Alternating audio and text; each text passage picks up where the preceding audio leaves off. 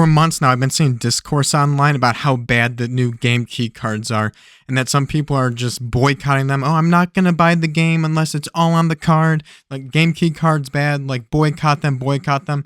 And honestly, I think for the majority, all these people talking are wrong about game key cards. But before we get into it, make sure to hit like and subscribe, as it really helps the channel out. I was setting up the Switch 2 last night, and it just like really dawned on me like why I probably will actually be buying a significant amount of game key cards. Maybe not all, smaller games, like digital's fine. I have a pretty big digital library as is. But moving forward, just like having some of those game key cards, there's actually just this extra layer of value to them where I think they are worth it. And again, this isn't perfect. I wish it was. I'm like everybody else. I wish just the whole game was on the card, but that's not the world we live in. Xbox is going third party. Okay, we're not in the year 2000 anymore. It's sad. I don't like it either. But this is it. This is all we get. And if we boycott the game key cards, then it's just all digital. And I'm setting up the Switch 2 last night. I have my micro SD card, and I'm like, I'm going to download all my digital games. Well, I have 2 Nintendo Switches already. Actually, I have 3. I have 2 Nintendo Switches and a Switch Lite. And they all got updated to the new system software with the virtual game key cards, and I can have one primary Switch and a second one linked to it. That's it. You can only have 2 linked together. And these are the Switches that I can download the games on, and then other profiles that are logged onto these Switches can play the games, but the game cannot be played by more than one person at a time. That's the whole new setup. Before we could buy one copy of Animal Crossing and everyone in the family could play it. Nintendo nerfed that. I really don't like that. That's why I was building a big digital library on the original Nintendo Switch, but that's gone. And of course, they want to sell 2 copies of Animal Crossing instead of just 1. And I don't know, now I'm not going to have as much money to buy all the different games they're putting out. So while setting up my Switch 2, because I already had 2 Switches already linked up, it wouldn't let me download the other, like all my digital games onto my Switch 2. I have to go and charge my Switch Lite because it's dead, so I can turn it on just so I can delink it, and then I can download my games. And it's just this layer of just annoyance that when it comes to, say, sharing these games with my kids, now I have 2 Switches.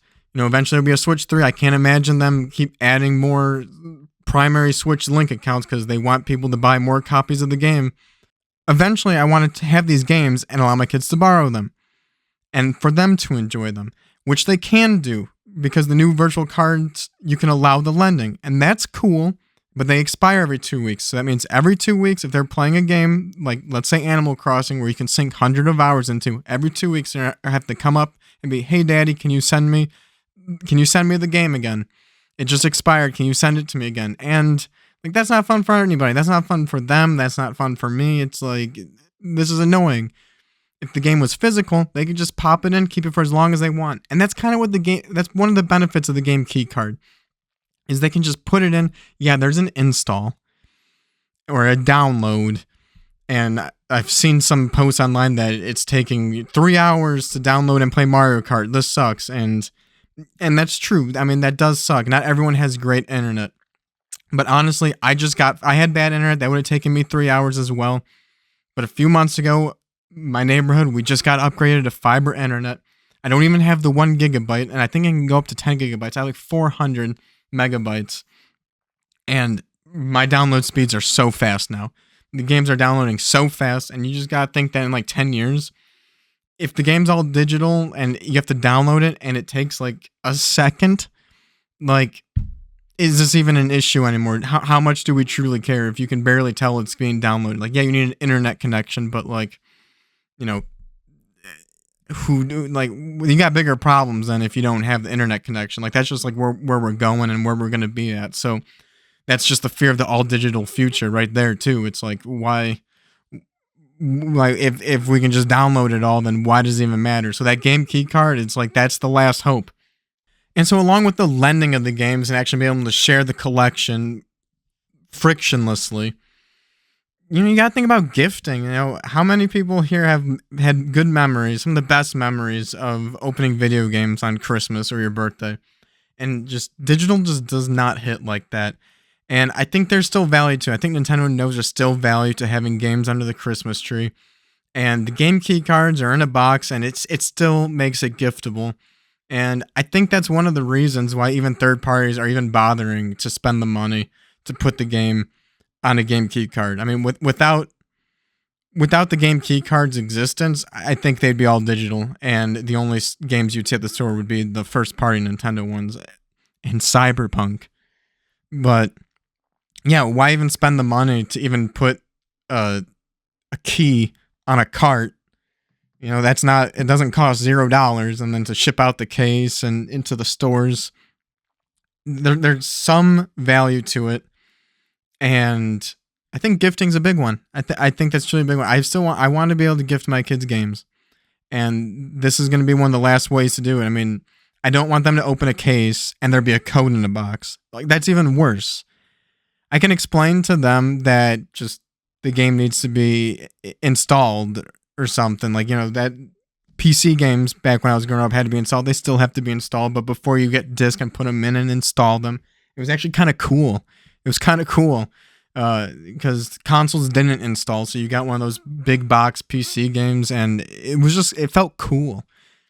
And it took way longer to install than some of these downloads over the internet. And, you know, besides gifting, you know, there's other benefits to having the collection too. I mean, you know, the most obvious one is reselling. If you have the games on the case, I mean, you can't resell the digital game. And someday, I mean, we're going to have these collections, and only two things are happen. You sell it or you give it away. You know, you pass it down. And I don't know how many people have sold or passed down a digital, like, Steam library. I'm sure it's happened. But that just doesn't seem easy or as cool. I mean, what if you pass it down and, like, to your kids and they don't want it? They don't like games. Games are dumb to them.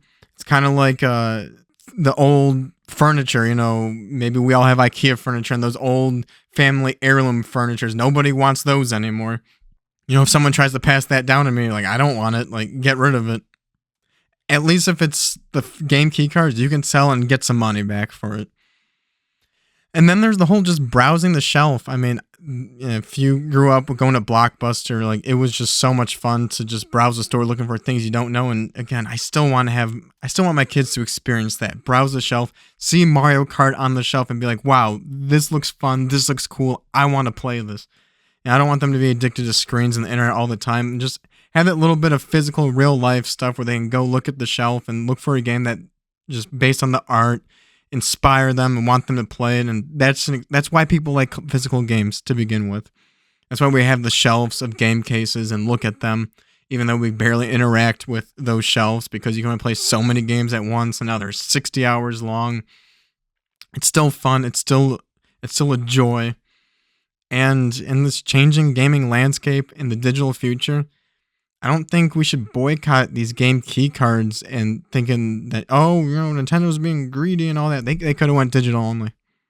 As a handheld console, digital only makes so much sense. But they didn't, and they have this game key card option. Third parties don't want to spend more money. Even if there was a 32 gig card, I know there's only a 64 gigabyte card, and that's why these smaller games are like, we're not going to pay for the 64 gig card when our game's only 16 gigs. You know, even if they were smaller ones, the fact that the game key card is an option, I don't think they would spend any extra money than they have to.